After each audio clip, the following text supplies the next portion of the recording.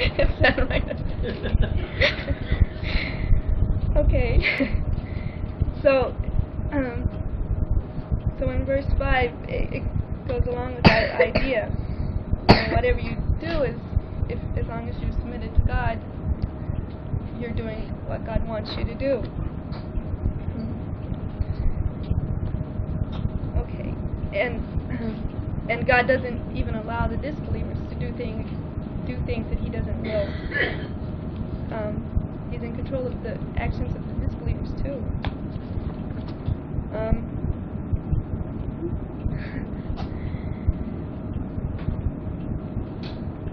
One of the ways He does that is that He sends angels to protect the believers from the disbelievers' actions. Okay, so if He knows that something needs to be protected, He'll send angels, and it says that in verse 6. Okay. Then we go on to verse 7. The spoils of war that God bestows upon His messenger from the banished inhabitants of the town shall go to the God and the messenger in the form of charity to the relatives, the needy, and the alien. In this way, it will not be monopolized by the rich among you. Any gain spoils that the messenger gives you, you shall accept, and whatever he forbids you, you shall leave. Beware of God. God is strict in imposing punishments. The spoils shall also go to the poor immigrants who were evicted from their homes and deprived of their properties in seeking God's grace and pleasure, and supporting God and His messenger. These are the truthful. Okay, I'll stop there. Before it shifts the gears again. And we read about the spoils of war and how this shouldn't make the spoils of war shouldn't be given to the rich to make them just richer and more powerful. You know, there are people that need things, and they should be given to them so that, you know, to be fair. I think about, like, in World War II again, how Hitler and all the people, they were taking all the riches from the places that they invaded, and, you know, the richer just got richer and more powerful, and, you know, the poor were left on their own. You know? And God is most fair, and so He says, give it to the poor and those who need it. Okay. Are there any comments on this page so far? Okay, let me comment here on this. Good. Exodus. Okay, here over and over again, God is telling us that He controls the minds and the hearts of every single creature, every single ant, every single elephant, every single human being on earth. And over again, He's telling you that you have an invisible giant standing by you to protect you as one of God's people. There's an invisible giant standing, going wherever your children go. Anything connected with you. When you go take a test, there's an angel with you, an invisible giant. And they know everything about nuclear physics, the mathematics, geography, psychology. And they deal with your kids. Here we have an example of the enemies of the believers were overwhelmed. They were a small minority, and all the tribes banded together to finish Islam once and for all. And finish Muhammad and finish all the people who believed with him. And they were a very small minority. The armies were huge. Now these are all the tribes of Arabia united to wipe out Islam once and for all. And they went around Medina. And they had allies inside the city, in the heart of among the believers. But they couldn't do it. There's no way they can do it. God put terror in their hearts, and as you see in Exodus, they just left their homes on their own accord. They were terrified, because it's not them. It's not up to them. So they had to leave their homes on their own. They left their lands, their homes, their properties, and they just fled. The believers didn't do anything. They didn't need to. And as you recall from Surah 33, the Battle of the Parties, the the angels took care of all those parties that were surrounding Medina to finish Islam and the Prophet and the Muslims once and for all. Violent wind blew them away, literally blew them away, and they had to leave. And this is, God, you read in the Quran consistently that God's system does not change. There's an invisible giant standing by you to protect you, to serve you, to tell you I'm your friend, and to go with your children wherever they go. You have grown-up girls, don't think they are not chaperoned, they are chaperoned and protected. You don't have to worry about a single one of them. And this is no longer just a bunch of talk. We have here in this mosque, we have a track record right here, and we've seen examples. We've seen both sides of the coin. So we know what we're talking about. I mean, we are living the Quran.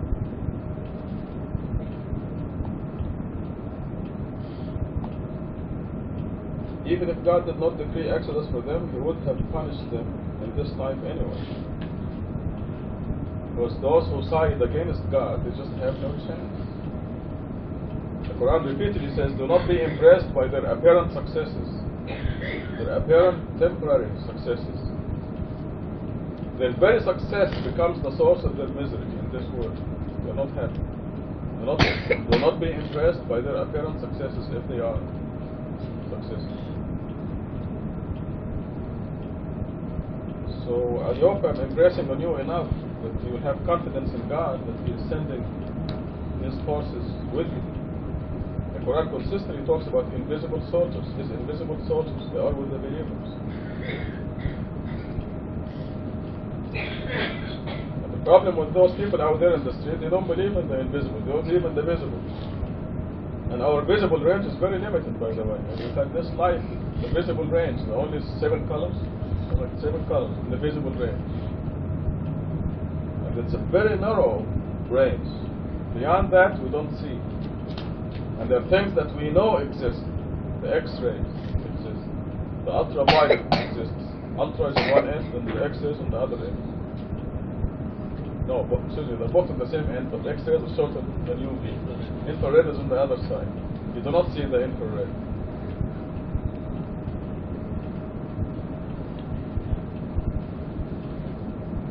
We talked about the infrared one time, and we said you can take a picture of that couch after David and Frank leave, and you'll see them there after they leave. And if one of them punched the other in the face, we will know who punched who after they leave, because of the infrared. But the UV and X-rays are invisible. UV is what hits you if you sit in the sun too long. And we're all aware of the X-rays. We don't see them, but they are powerful. So this is just a tiny sample of the invisibles. You have an invisible giant standing by you. If somebody comes to punch you on the nose, you can imagine what will happen to him. Unless you deserve it. And then the punch will come through. Measured.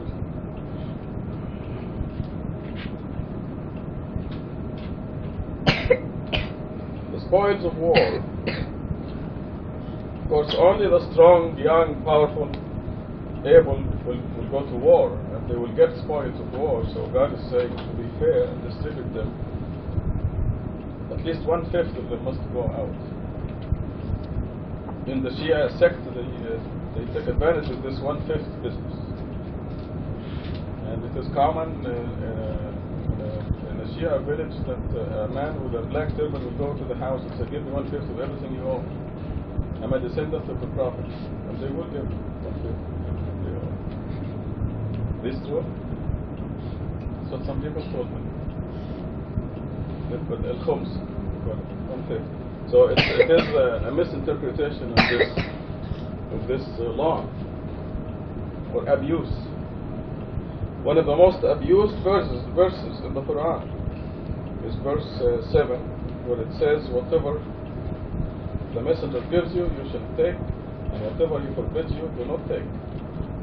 It has to do with the spoils of war, but they make it to mean hadith and sunnah. So there is abuse. All the sects of Islam, so-called sects, course, in Surah 6, verse 159, it says, if you divide yourself into sects, you do not belong with God or with the Messenger.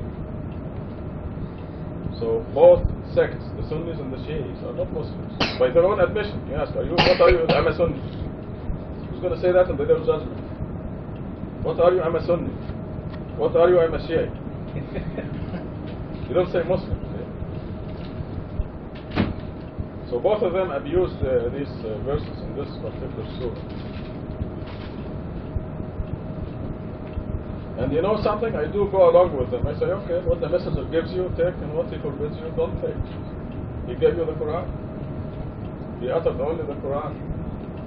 So even though they abuse the verse, I do go along with them.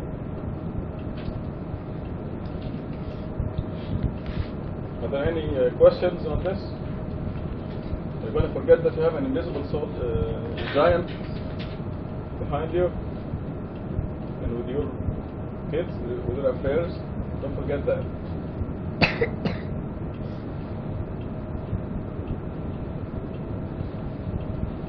Okay, we'll go back to verse 9 and Dara. And those who had established their homes and their faith previously readily welcome the immigrants who come to them. They find no hesitation in their hearts to give them what they need. They even prefer them over themselves, even though they themselves may be in need. Anyone who spared the stingy nature of himself, these are the winners.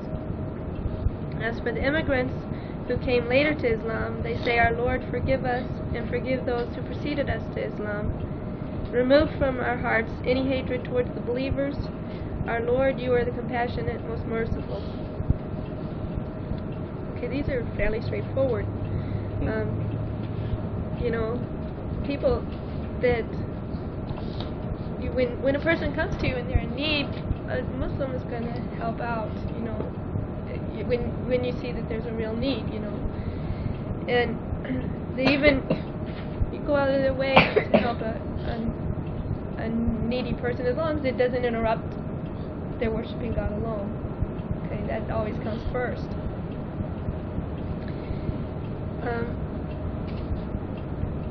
And then it says the immigrants who come later, you know, they ask God to help them. Well, it says forgive those who preceded them to Islam, but then it says to remove any hatred from the hearts. Okay, and the believers should always hang together. Okay, there was what is it? There's a verse, I wrote it down, 3:103. Surah 3:103. You shall hold fast to the rope of God altogether, and do not be divided. Be appreciative of God's favors upon you. You used to be enemies, and He reconciled your hearts by His grace. You became brethren. God thus explains the revelations for you that you may be guided. And the believers should be united, you know, and there shouldn't be hatred, and we should ask God, you know, to help us, you know, not be enemies, or to remove any hatred between us. Then it goes on to verse 11. The hypocrites said to their allies... Let me give you a little rest here on these two verses, 9 and 10.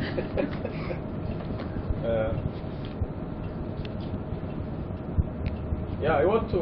This gives me a chance to thank God and be proud of something that our community does, and it's a perfect example of living the Quran. You all know Emily. She works Friday nights, unfortunately, but soon God will give her time to work here. But she packed everything in New York and she moved here. And there was a period of time when she was looking for a job. And she had no means of support. And I tell you, during all this time when she needed help, this drawer was full of envelopes with Emily's name on it. People were pitching in and helping her. And she kept her on her feet until she was standing on her own feet. I don't know who all those people are, but we're a small community, we're not wealthy. But this drawer had enough support for Emily. There were sealed envelopes with her name on it. And I passed them on to her, and that helped her. Just like she didn't feel. But this is an example of immigrants who join the believers, and the people who are established help them. And I know this is not the only example. I'm just giving you a good example. But this will always happen. This always happened in the past, and it happens naturally. When you're a believer, God guides you into doing these things. So I just wanted to note this, and also I want to go back to the protection and give you. I think we learn best by the real life examples of things that happened to us. I'm sure Lori will not mind mentioning her accident some time back, but it is an example of an invisible giant who's with you. Lori was in an accident. She was thrown out of the car, and then she took care of the driver. Her sister was driving, and her sister went to the hospital. No, nothing happened to her. She took care of her sister. Now, if you're thrown out of a car, you will hit something, or something will hit you, but no, nothing. You can imagine the invisible giant was carrying her outside in perfect safety. And this was a nearby track record. There are many, many examples. That was one of them. Real life examples, and we thank God for teaching us real life and through the Quran. Go ahead. When it says, remove from our hearts what's it saying there? That some believers they have some kind of hatred. So which verse is this? 10. As for the immigrants who came later to Islam, they say, Our Lord, forgive us and forgive those who preceded us to Islam. Remove from our hearts any hatred for us. These were people who were fighting each other. They were trying to kill each other. And then disbelievers became believers and joined the camp of the... So, these are people who killed my brother, my cousin, my father, in war. They were engaged in war, and now they joined. They know that this guy killed my father, or this guy killed my brother, and now he's a believer. So, and God did remove hatred from their hearts and became like a family. You have to take yourself into those days and understand what was going on. Even today, we hear so much in the news that's bad, it's negative about Muslims, that in this culture, in this country, you can come to think of Muslims as being horrible people. And then if God chooses to guide you to this, then all of a sudden you're going to know the difference and have that incredible forgiveness. And hope that they'll forgive you too. But it is easy to have a wrong impression of Islam due to the so-called Muslims. Yes, they're doing a good job giving Islam a bad name. Yes. You don't really blame the Americans. Well, also, it doesn't have to be a deep-seated hatred. It can be just differences between people. There's always going to be differences between, just personalities. And, you kind of got to make compromises and so forth, so that the believers are united and stay together as a family. It's a very nice prayer. Remove hatred from our hearts. Okay, are we ready to go on? 11. Okay. The hypocrites said to their allies who disbelieved among the followers of the previous scripture, If you are banished, we will go with you. We will not obey anyone against you. If we are fought against, we will support you. God bears witness that they are the liars. If they do get banished, they will not go with them, and if they are fought against, they will not support them. Even if they supported them, they will turn around and flee. They will never attain victory. Indeed, they fear you a lot more than they fear God. This is because they do not comprehend. They will not fight you together unless protected in formidable castles or behind walls. Their power among themselves seems impressive, and you would think that they are united. but in their hearts they are divided. This is because they do not understand. Just like those before them, they will suffer the consequences of their work. They have deserved painful retribution. They are like the devil, who says to the human being, "Disbelieve." Then when he disbelieves, he says, "I have nothing to do with you. I fear the Lord of the universe." The consequence for both of them is eternal hell. This is the requital for the wicked. Okay, I'll go back to verse 11 there. And this set of verses is talking about hypocrites and disbelievers, and he lumps them together. And the hypocrites are saying to the disbelievers, "Okay, we're with you, you know, and you know, we'll go with you." And if they do get banished, they don't go with them. I mean, hypocrites are, you know, they stay in one place. They're just hypocrites. You know, and that's the reason God has saved the best place in hell for them, because they don't go with that group. They don't go with that group. You know, they just stay on the fence post. Okay, and they fear everybody else. The hypocrites do. They, instead of God, as they should. Okay, they're worried about what everybody else is going to think about them. You know, well, we want to be with this group, but we want to be with this group, and you know, it doesn't work that way.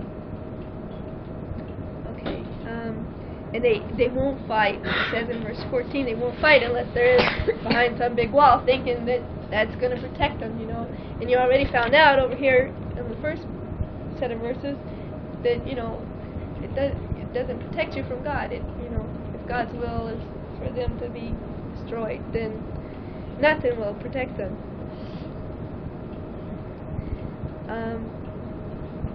And then also in this verse 14 it says you would think they were united, but in reality they're all divided. You know, it's just like the Muslims now. You think they're all one group, especially the Christians that don't know anything about Islam. You know, they think, oh, Muslims, you know, there's a whole lot of them. There's a whole lot of them, and they're going to, you know, they're striking terror and everything. But there's Sunnis, there's whatever. I can't even think of them all. You know, and even between those, they're fighting, and one guy believes something and one guy believes something else. You know, and that's one reason why it's nice for the believers to be united, because I mean, the way they're so divided, one united group of believers is more than this divided group and this divided group. You know, it also shows their disbelief and their arrogance. They always want to follow their own way, and so, you know, like Atut said this morning, you know, they kick each other's butts. And this hypocrite, I guess, is discussed over and over in thousands of times. Like that's a question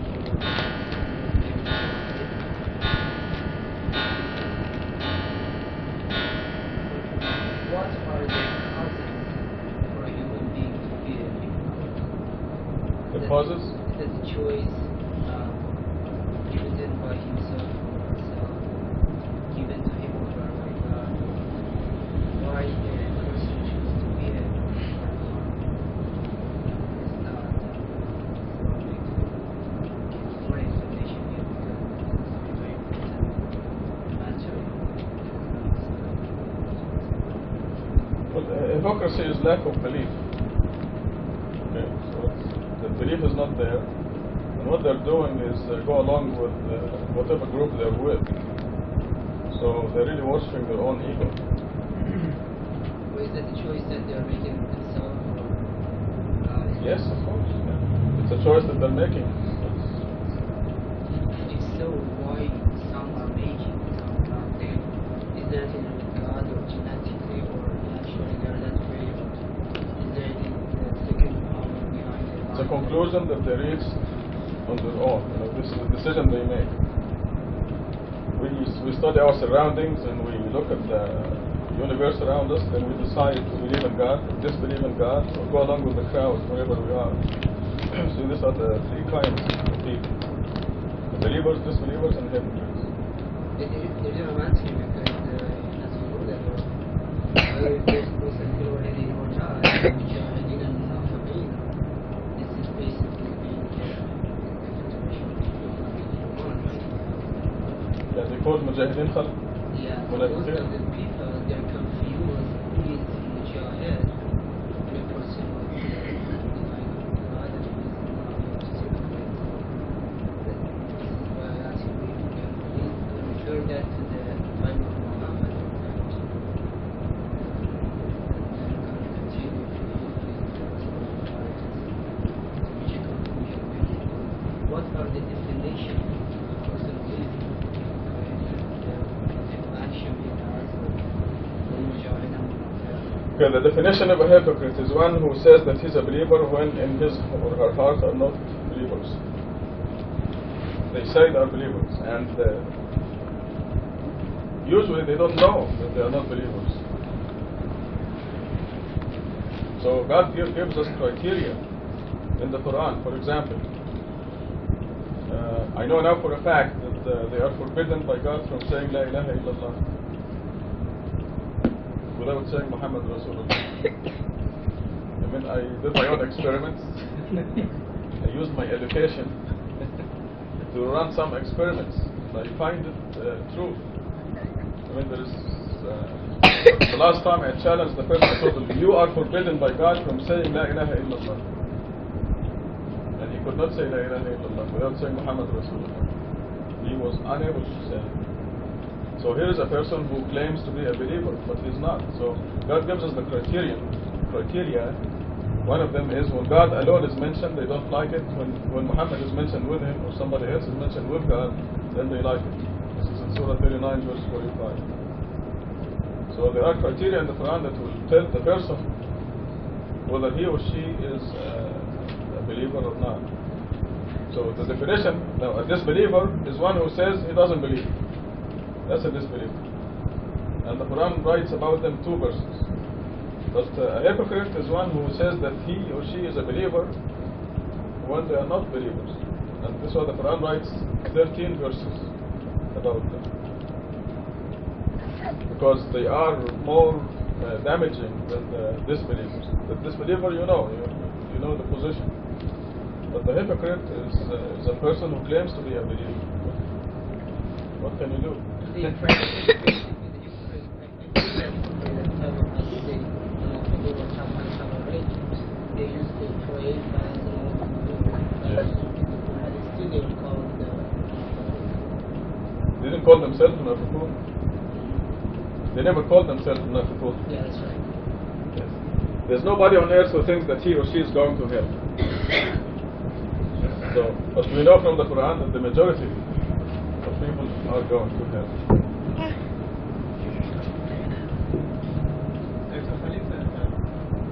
First, before you say anything, I confused you with Mohsen Bilyani. Really? I called you Mohsen, but What? I forgot your name. Because you just, it's okay if you confuse me with Mohsen. Yeah, you say you and I Mohsen are don't like very that close. anyway. So, want to introduce I yourself? used to come with him here Yeah, I know. long time ago. I just discovered recently that I confused you with Mohsen. And I called you Mohsen. But your name is? He's not here. Yeah, he is here. He's in Is he? Tucson.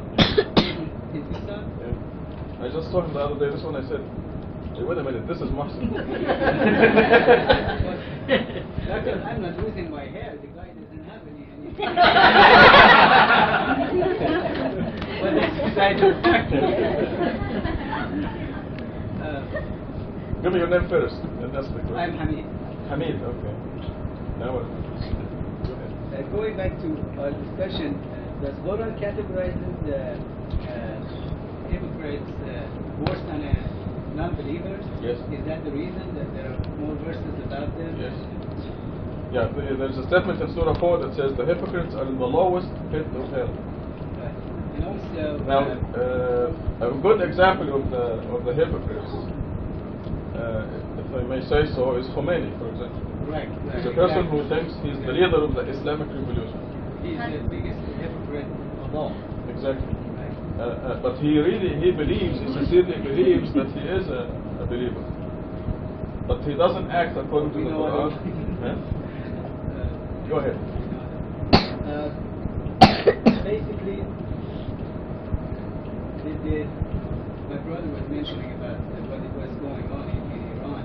They use it in their own benefit. And I think the line is very fine line. It's sometimes confusing for the ordinary people to really recognize this, who is who and which is which. And that makes it a little bit, unfortunately, hard, sometimes very painful and costly, like what we're witnessing in the case of, what is offered in the new. Yeah. Rushdie Rashid.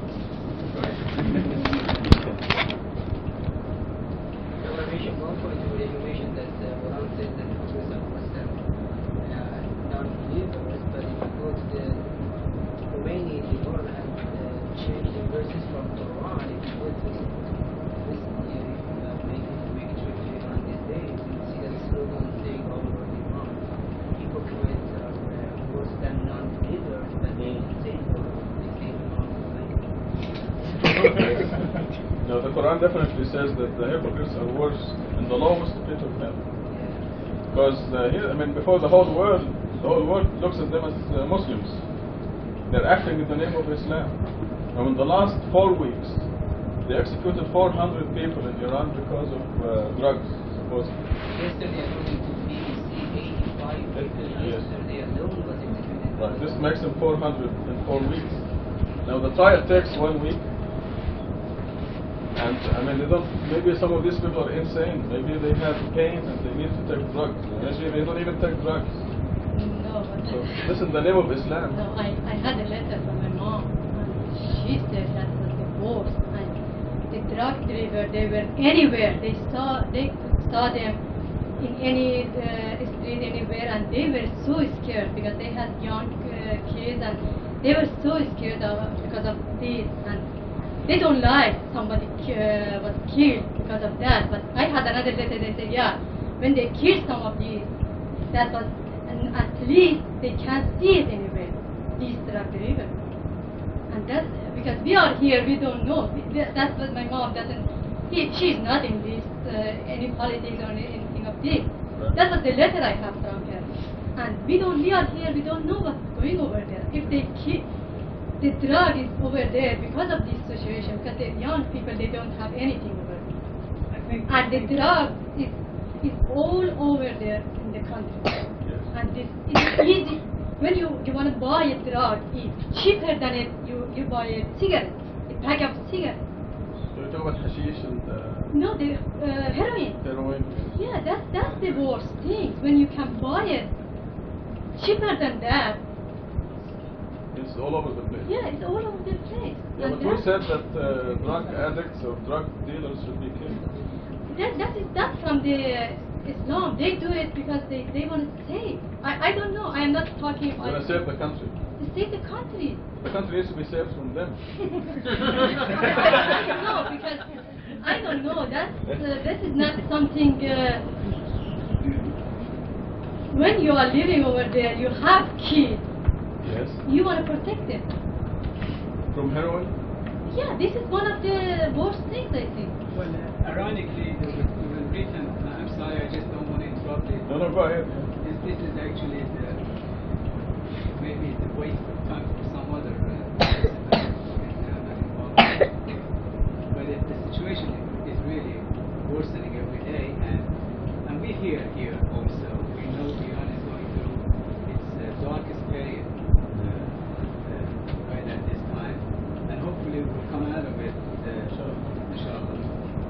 But he was even mentioning one of the regime's newspaper that one family sold their daughter and son in southern part of Iran next to Pakistan.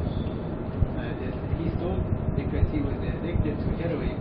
He sold his daughter for 35,000 tuman, and for his son for 35,000 tuman, and his daughter for 5,000 tuman, which is equivalent like $250, just to get his habit. Well, this is the regime newspaper. I don't know if I believe it or not. Well, I'm saying once in a while they can't even. It is happening. This is one app from 100, but they can't really deny the whole thing. They try to minimize it, but it is really. It's a mess anyway. It is so mess. Even United States told his allies not to give this government money that they wanted, Yeah. but it is very unstable.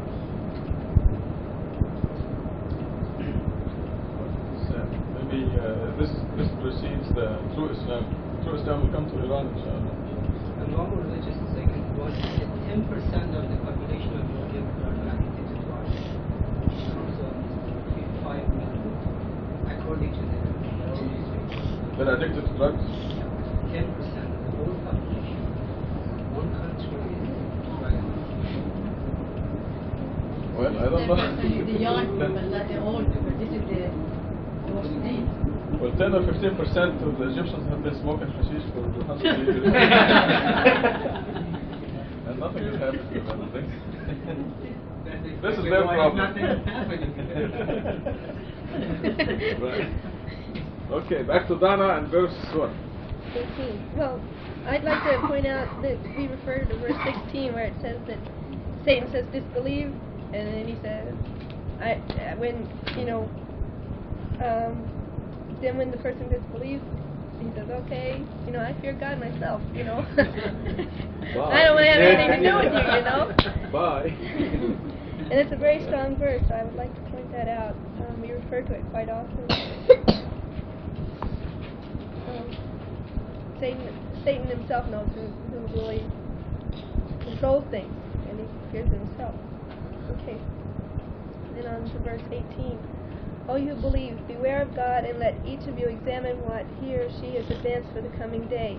You shall observe God, for God is cognizant of everything you do. Do not be like those who forget God, so he made them forget their own souls. These are the wicked. Not equal are those who have deserved hell and those who have deserved heaven. Those who have deserved heaven are the winners. Okay, as Muslims, even on a daily basis, or even every hour or moment, every time you can remember, think about we should think about what we're doing, to make sure that it's what God wants, and make sure that we're on the right track, and our prayers help us do that. By praying, we get back on the right track and back to thinking about God. It keeps us from falling into sin. And then in verse 19 it says, do not be like those who forgot God. There's a verse in the Quran, we use it with the kids all the time, remember God so that he may remember you. Well, if you forget God, it's like Abdullah was talking about one time in Hutub, you pick your own Lord, If you pick your job or whatever as the one that you occupy your mind with the most, well, you've forgotten God. That job becomes your God. That's the one you think about the most. And so, when you think about something other than God, or I'll put it, if you occupy your mind with something other than God, then you forget to feed your own soul. You aren't thinking about God so that he can help you in your daily life, and you remember God. It's just like an equation, It's a balanced kind of equation. You remember God, and he remembers you. You forget God, and you starve your soul, and God, you picked some other God other than God. And those that pick other gods, are the losers in the hereafter. Their souls are starved, and they won't be able to withstand the presence of God. And only those who have fed their souls and remembered God are going to be the winners and be strong enough to be close to God. Okay, are there any comments about those beautiful verses? Any questions? Verse 18. God says that each will you examine what he or she has advanced for the coming day. We understand.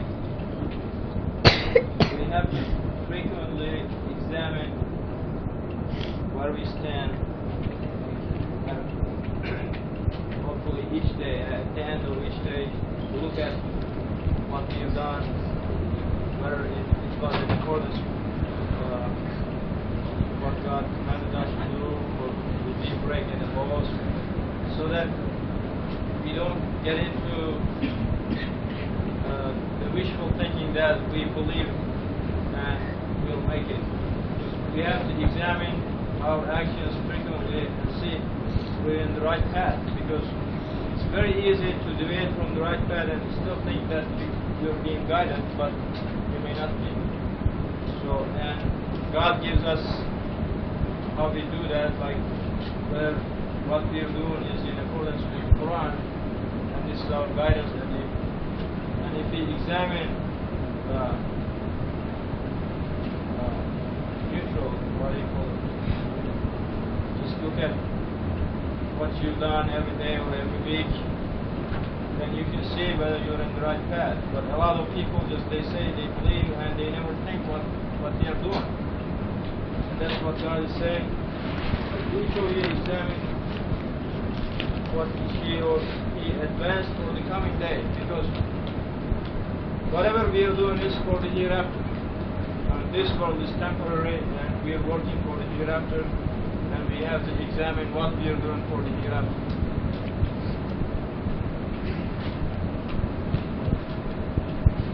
Frank, you finish something? Yes. Frank? My question was pertaining to the same verse, and I guess. Yeah, go ahead. I don't know. I guess it's like, like when you pray out, whatever you can think of, you can just pin right on the spot of, you don't have to pray out. Whatever you, I guess, cover is that you just ask God for forgiveness. And there, you are sure. Like you said, when you think of something, afterwards.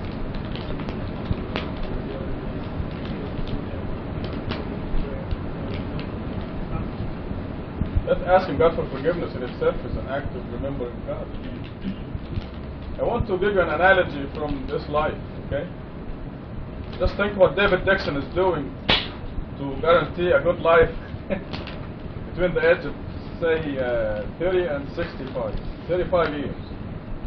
He goes through school, and this applies to all of us. I'm just using David as an example. And because he's having such a rough time, it's really rough. Medical school is very difficult.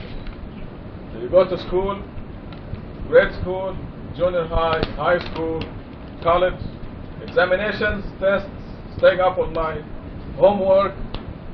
And this is to prepare for 35 or 30 or 40 years. Now, after that comes retirement, say 10, 20 years, for which people prepare the IRA, individual retirement account, and they're very worried, what they will have. Okay, what comes after that, after retirement? Let us say, not 40 years, let's say 40 million years. It's forever. 40 million years. So what are we doing for those 40 million years? For 40 years, you're going through all this studying and homework and all this rough. You told me today it's rough. And every student now at the university knows how rough it is. And this is just for 20 or 30 or 40 years. But God is telling us in this verse, examine what you have advanced for the coming day, an eternal day. The day of resurrection is an eternal day, 40 million years. How much are you going to need then? In your 40 years here, you need, let's say, $20,000 if you're really poor. $20,000 in 40 years is $800,000. This is what you need in this life. And for these $800,000, you go to school and you work hard and you're very polite to your teachers, so they give you a good grade. And they do anything they say. Come here 3 o'clock in the morning. We're having a special class. You go at 3 o'clock in the morning. We're having a field trip. You go to the field trip. You study all night. You're going to study all night. You do all this for the $800,000 that you need in this world. Now, for 40 million years, there you go. God told you exactly what to do for your PRA, post-retirement account, and how to advance the funds for your PRA, the most important period of your life. Every prayer, every contact prayer, God gives you, let us say, $1 million. It's actually more than that. But God puts in your account $1 million. And every time you remember God, you make a deposit. So examine, in this verse here means you ask yourself every day, how much does put in my PRA account? You must examine yourself every day, because on that day when you wake up for the day of resurrection, you're going to open your PRA book and say, how much do I have? That will decide what you're going to be for eternity. I mean, here you go to school and you work very hard to have a nice, decent life here. You have to do the same for eternity. Are you going to have a decent life there forever? You're going to be an honored person? You're going to be a humiliated person? It is all in your hand. God left it up to you. You can make deposits as much as you want. In this world, when you get your check, you go to the bank and you make a deposit in your savings account or your bank account. And God gave you infinite amount of deposits that you can make. You have the 5 prayers, these are 5 deposits every day that you make in your account over there. And it is literally, this is what it says. O you who believe, beware of God, and let each of you examine what he or she has advanced for the coming day. How many deposits did you make today? Examine that. And then it tells you how to make the deposits. It says, you shall observe God. This is how. In the same verse. You observe God by doing the 5, this is the minimum, the 5 daily prayers, by being honest, truthful, being kind to the people, being an exemplary person. For God is cognizant of everything you do, meaning every deposit you make is going to be multiplied many-fold, because you're building up interest. God's interest is very high, 7,000%. That's God's interest. That's the minimum, excuse me, because God says He gives even more than that. So the Quran puts things in perspective and makes us aware that the most important part of our life comes after death. I wonder if they have CD account. Yes, there's CD account, and by the way, you can draw benefits now. Not you can, you have to. You draw benefits now. I think Hamid missed the part about the invisible giants that we have. This is part of the benefits that you draw. So you benefit from your account right now. And 19 tells you to not be like those who forgot God. So again, it's telling you how to make deposits into your most important account by remembering God. Do not be like those who forget God, and He makes them forget their own souls, meaning they forgot to make deposits for their soul. You're going to need that deposit when you get there, because you have eternity ahead of you. And this is the only time you can make the deposits. Now is the only time. Over there is too late. If somebody opens the account, there's zero in it, can't come back here to make deposits. This is the only time.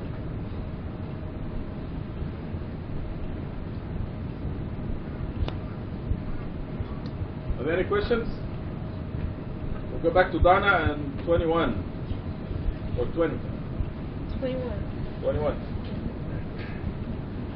Awesomeness of Quran. If we revealed this Quran to a mountain, you would see it trembling, crumbling, out of reverence for God.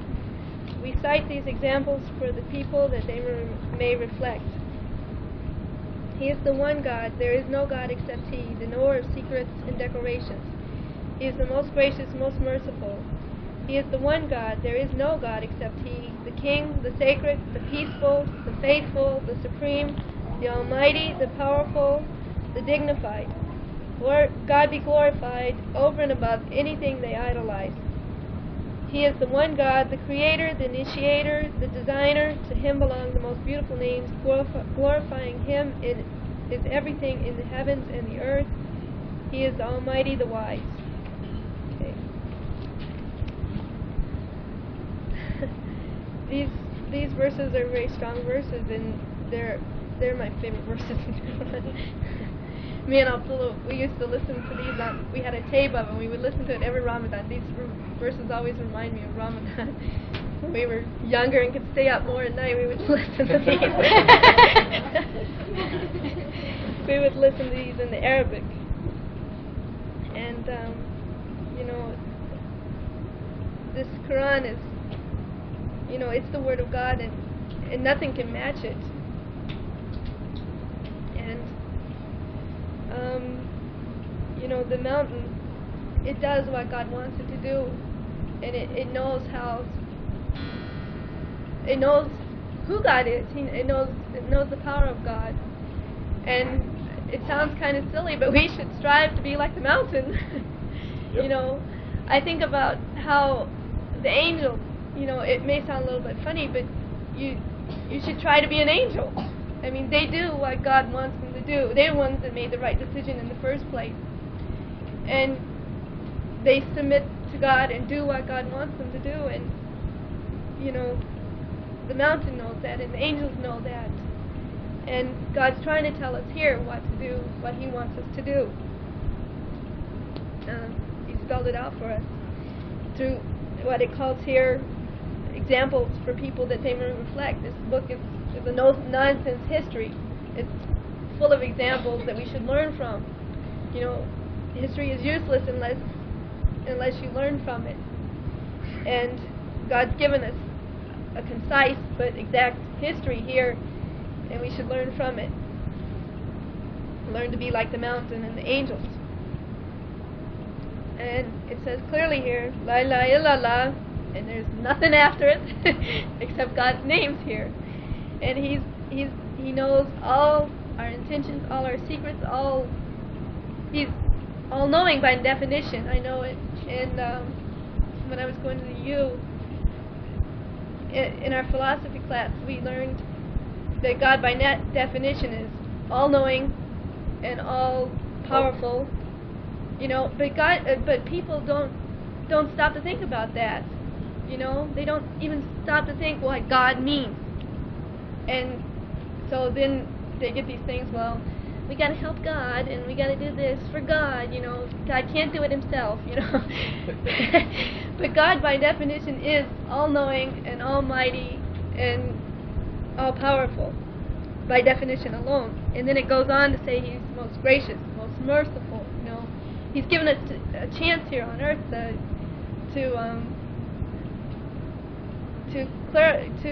a second chance, to do what's right, to be like the angels in the mountains, because we were so stupid in the beginning. And then again it says La ilaha illallah, and then it goes on to name God's names again, and it says the King. And in our class we've taught the kids, if God is your king, then then you're always in God's kingdom. If God is your king, because God is everywhere. So wherever you are is God's kingdom, as long as God is your king.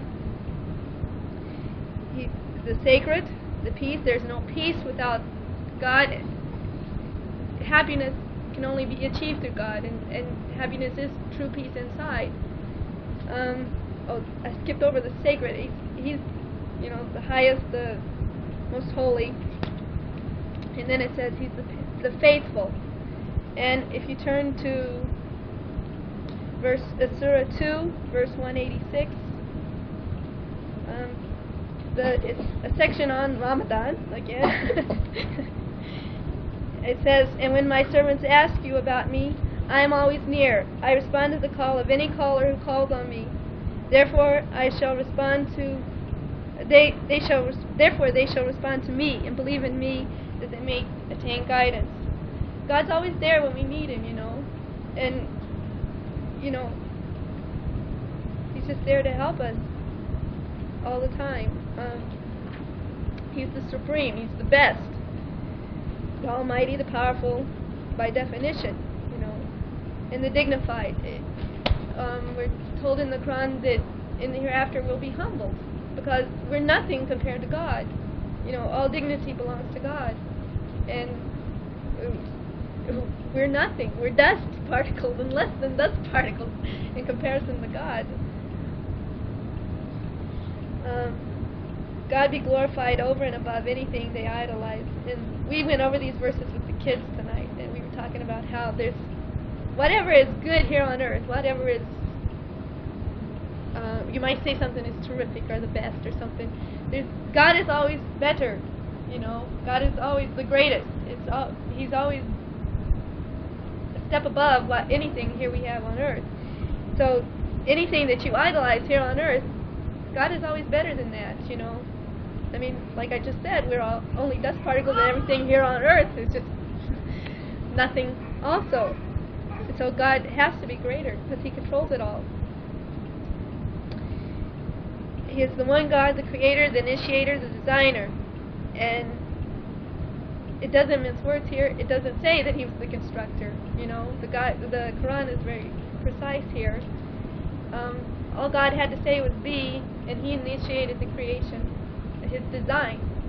He designed it, and all he had to say was be, and it was. And to God belongs the most beautiful names. A lot of these names, a lot of Christians and Muslims both put to their idols. Like, I know, for example, it's not here, but some people call Jesus the healer. Now, you would say, no, Jesus isn't the healer, and they'll go into convulsions or something, But you say God isn't the healer, and okay, well, we accept that, They aren't insulted by it. It's like Gatun was saying today in the khutbah, they aren't insulted when you lessen God, but you lessen their idols, and that's not to be. Yeah. Then it uses the same verse, the same phrase here, glorifying him is everything in the heavens and the earth. He is the Almighty, the Wise. It's the same phrase here at the beginning of the surah. And I know I always think, well, the disbelievers, do they glorify God, And I got to thinking about that this week, and, they glorify God in making this come true. Because their actions and everything show the believers that this is the truth. You sit here and you read about the hypocrites and their allies, the disbelievers and so forth, and you say, that's those people.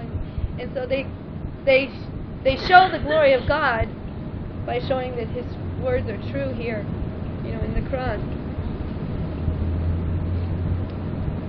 Are there any more comments? I meant to tell you to take 2 surahs, but I forgot. Yeah, you did, but there's not much time to go. I'm going to stop here. It's okay. God bless you. Very good, sir. Abdullah. I guess these last 3 words are the most concentrated words to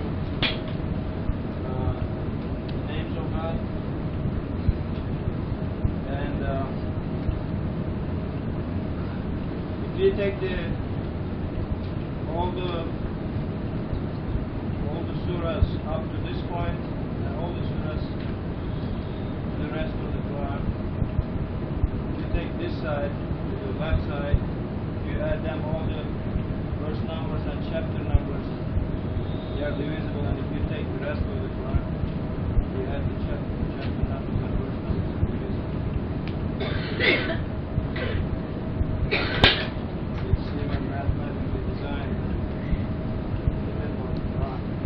This was a mountain will crumble. Perhaps.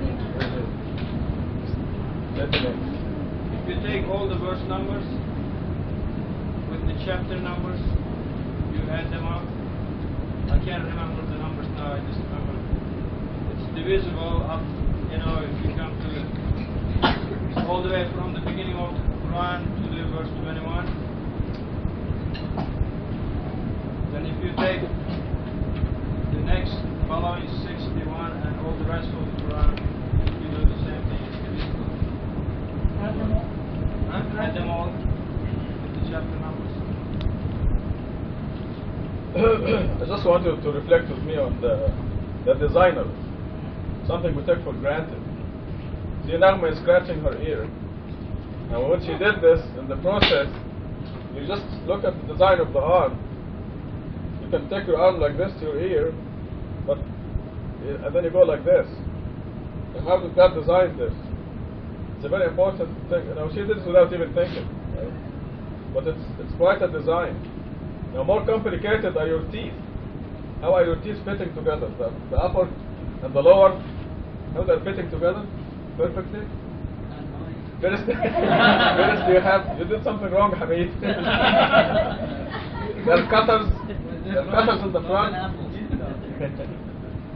You have these cutters in the front and the eye teeth.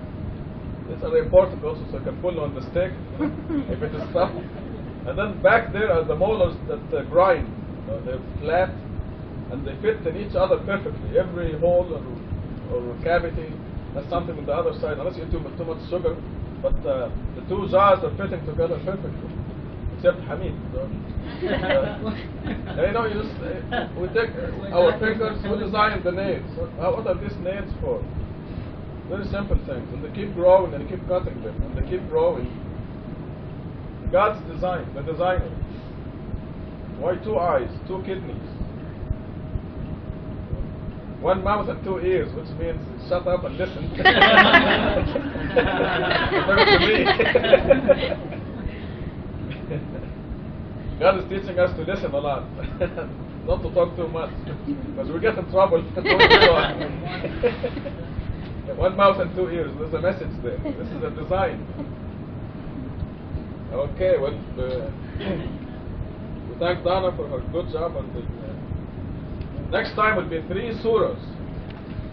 And tomorrow starts today started the spring break at the university. And I know that my daughter will miss homework, so she's going to be our teacher next week. Going to do homework. Surah 60, 61, and 62.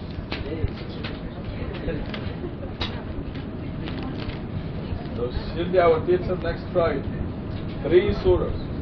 Because we don't want to take just 1 surah every time, or it will take forever. And Robert.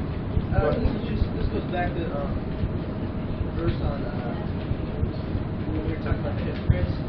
And it's in the Quran that they're the ones who disbelieve and believe, disbelieve and believe, and then fall deeper to disbelief. And they are the ones who no, these they're with one side and they're with the other, and they go with one side and with the other. They're people that never make up their minds. They want this, but they want that. And in terms of us, when we make our covenant, like the hypocrite never knows they're a hypocrite. The disbeliever never knows they're a disbeliever. Okay, so everybody, when it came right down to it, nobody thinks they're going to nobody thinks they're going to hell.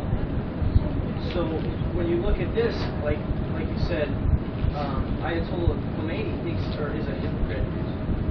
But yet, because he thinks he's a believer, but then again, the Christians are, that's bad to say that. Certain Christians or some Christians. Actually, it's common to all human beings. It's common to all. I don't want to generalize because you get in trouble when you do something like that. But saying certain people, okay, if somebody idolizes Jesus, that's the best way to say it, then that person who may well think they are a believer is an idolater. Okay, and that's where that makes them a disbeliever. Would that also make them a hypocrite? Well, no. Yes, not really yes. He's a hypocrite because he thinks he's a believer and he thinks he's going to heaven. But everybody thinks they're going to. Nobody thinks they're going to hell anyway. Well, this believer just doesn't even think, he thinks hell doesn't exist.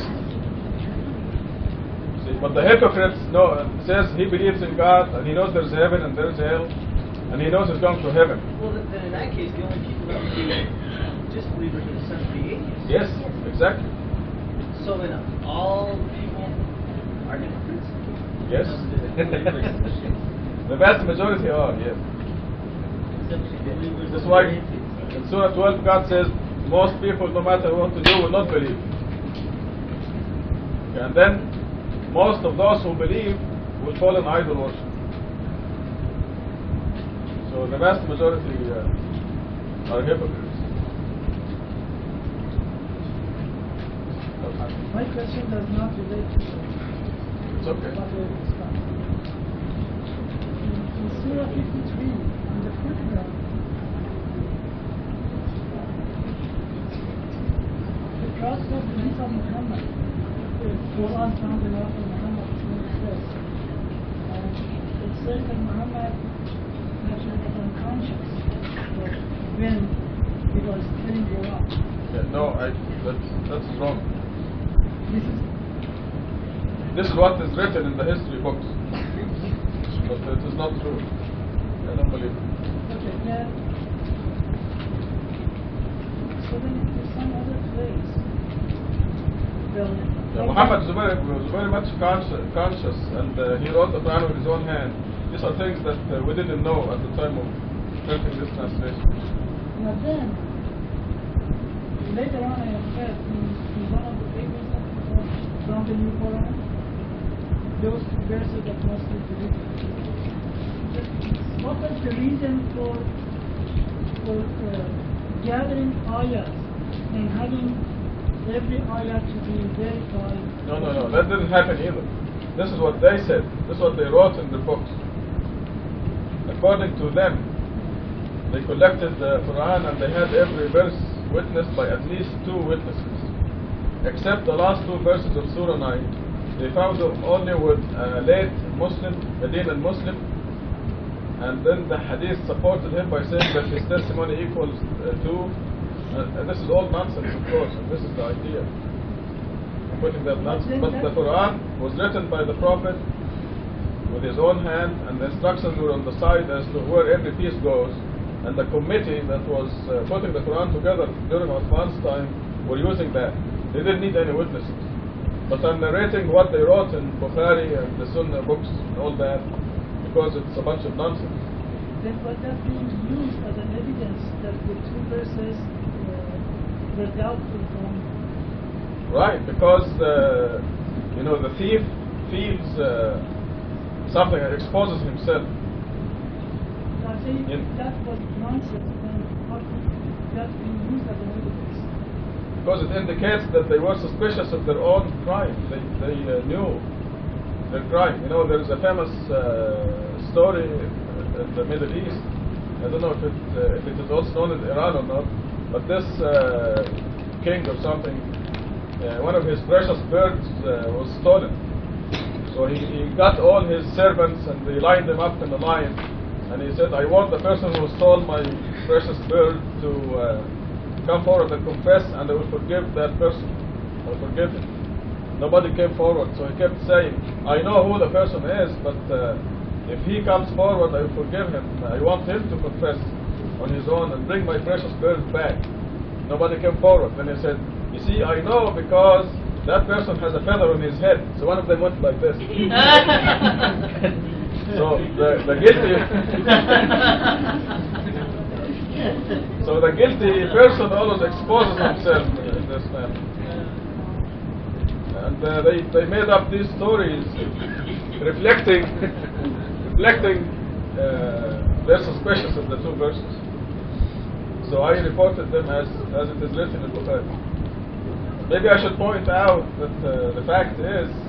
Yeah, it doesn't say that. Okay, good point. Any other questions? Okay, we're gonna wish Matt a happy birthday. His birthday was Wednesday. We're gonna pray to God to give him the happiest year of his life coming up, and every year after that to be even better. And as you recite, turn to God and ask Him to fulfill your dearest wishes. الفاتحة. بسم الله الرحمن الرحيم. الحمد لله رب العالمين. الرحمن الرحيم. مالك يوم الدين. إياك نعبد وإياك نستعين. اهدنا الصراط المستقيم. صراط الذين أنعمت عليهم غير المغضوب عليهم ولا الضالين. Congratulations, you just deposited $10 billion in your PRA account. No kidding. It's all worth it.